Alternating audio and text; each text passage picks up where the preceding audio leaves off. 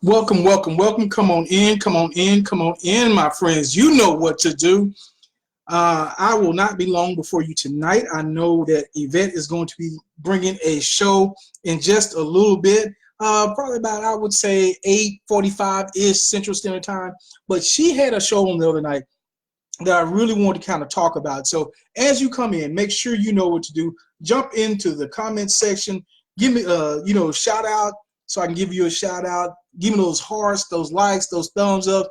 Make sure that you share this particular show, because we're going to be talking about something that is affecting a lot of ADOS families, a lot of Black families, as we talk about how do we have those challenging and difficult conversations with our elderly family members. So this is we're gonna get to the heart of it tonight.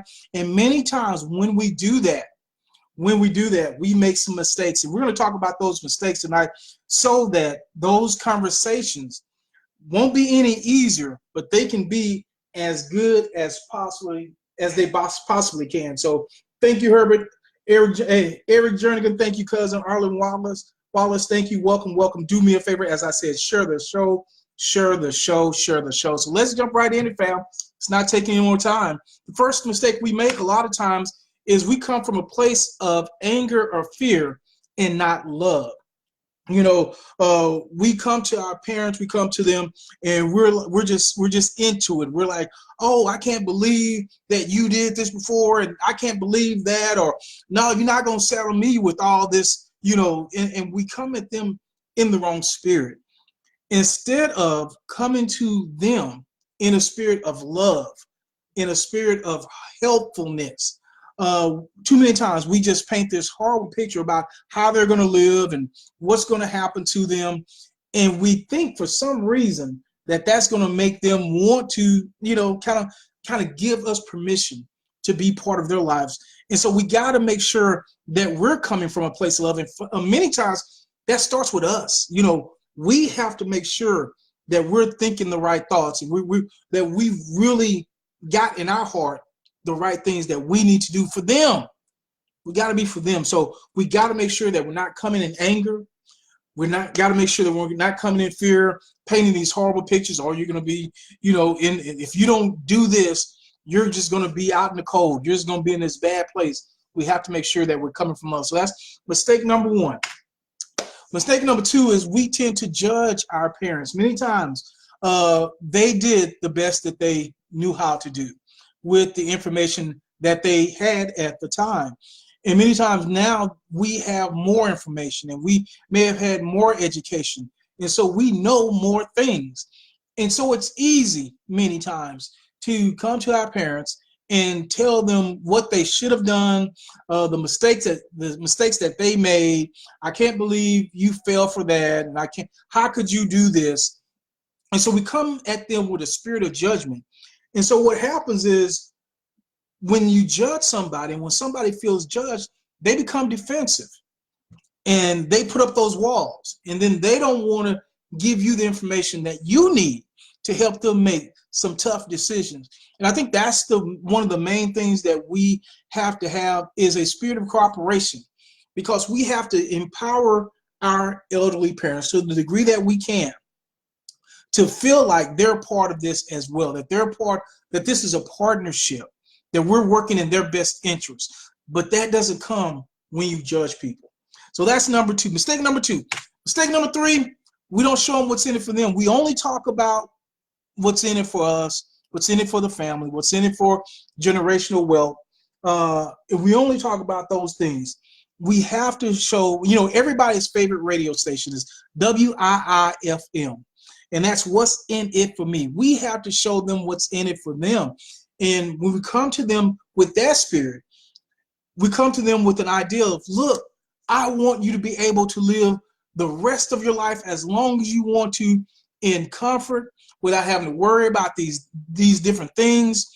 That's why I'm doing this, so that you can be, and you can go, and you can do all the things that you want to do. But the only way that happens is if you allow me to help you with these certain things. When we show them what's in it for them, then and only then Will they be more open and receptive to what we're trying to share? As I said, these are some challenging and difficult conversations. So we got to watch out for these landmines. We got to make sure that we're focused in, we're dialed in, we're showing them what's in it for them. So that's mistake number 3. Mistake number 4, we don't get a third party involved. You know, it's just human nature, because they know you. They've probably loaned you some money. They've probably gotten you out of a scrape or two. So now here you come with some financial advice for them. Is it any wonder that they may have some concern about your knowledge? Not that you don't have their best interest at heart, but look, they've probably seen you through a lot of financial mistakes that you've made. So now you want to come and give them advice. And that's why I say it's best to get a third party involved. But be careful of the third party. When I say that, I mean an official third party, maybe like a lawyer, an estate planner. I know some of this can sound really expensive, but to the degree that you can get that information, get that third party involved, you want to do that. A financial advisor, somebody on that level, as long as it's not you. For whatever reason, sometimes we are just more resistant to take advice from people that we know, even if they say the exact same thing that you're saying. And that's why you have to kind of pull back, get that objective third party involved that they can respect, that they can, say, you know what? Okay, I'm going to listen to this person. I'm going to listen to this person. And so that now it doesn't fall on you. So that's mistake number 4. And mistake number 5 is we expect everything to happen in that first conversation. Many times we don't understand that this is going to be a process. And we try to push too hard and we try to go too fast in that first initial conversation. What I want to challenge you with is when you feel some resistance, and there may be some there, when you feel some resistance, pull back, wait, have another conversation, be patient. Now, that doesn't mean putting it off for years and years. Just come at them and let them absorb as much as they can that first conversation. And then if they can only go so far on that first one, you continue to press forward. You continue to do other things. You continue to meet with them and bring them along slowly, because we have to understand that with our parents, as they get elderly, they have a lot of fears. They have a lot of concerns. They have some fears that they haven't done everything right, that they're coming to the end, and they're going to have some challenges that they're not prepared for. And so coming at them just in that first conversation and expecting everything to go perfect, or expecting everything to be wrapped up in one conversation, is a little bit idyllic. And so what we have to do, we might have to make sure that we're patient, that this is going to be a process. We're going in knowing that this is a process. So that's what I really want us to share with you tonight. As I said, Yvette's going to be coming up in a little bit. Not sure what our show is going to be about, but obviously it's going to be a great show, whatever it's about. But we have to have these conversations, fam. It's not just enough for us to be so focused on reparations and so focused on everything that we forget good basic financial literacy, good sound financial planning. We can't continue to have GoFundMe accounts as burial policies, and we as life insurance. That's not life insurance. That's not even death insurance. That's just poor planning.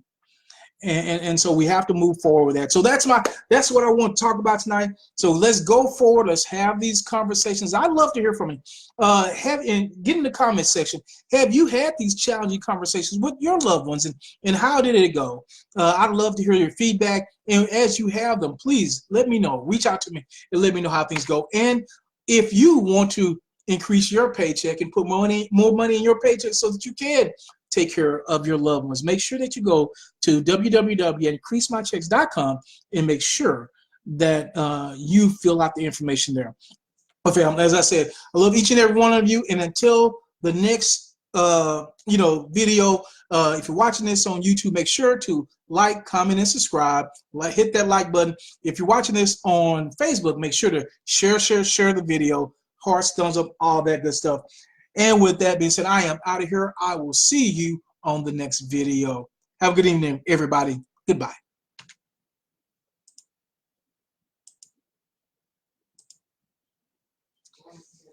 Thank you.